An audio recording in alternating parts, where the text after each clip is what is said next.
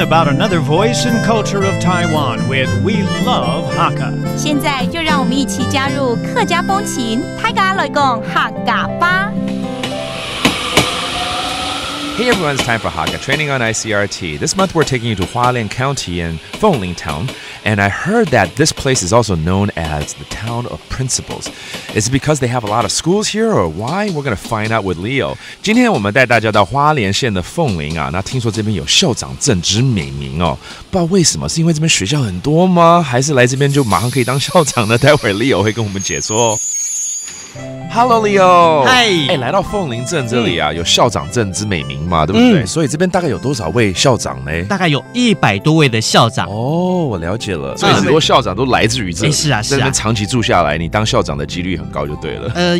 有可能啦哈，但是呢，我可以确定的就是客家人很多。是凤林这边啊，人口虽然说只有11000多人，可是你知道它的客家人口的比例有多少吗？一定很高，过半，对不对？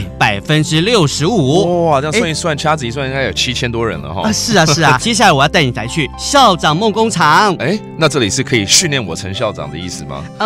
那训练你应该来不及了啦，但是来这边你一定会碰到校长。为什么？因为有退休的校长会在这边当导览志工啊，解说凤林的历史文物，然后他后院有一个花东地区首座的镜字亭，你可以来去参拜一下哦。哇，这文艺气息非常浓厚的一个地方了所以就带你来学习一下客家人的抢岗易偷的精神啊。抢岗易偷是什么？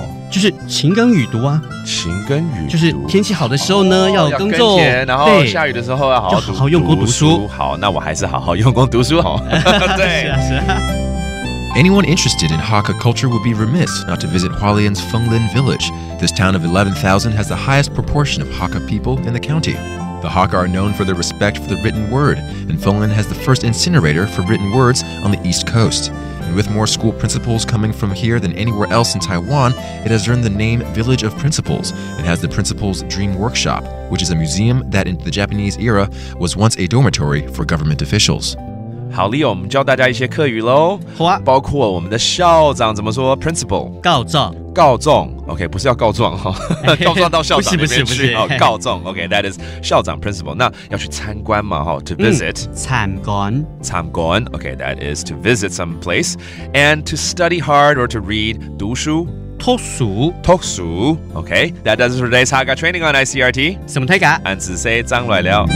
客家风情由客家委员会监制。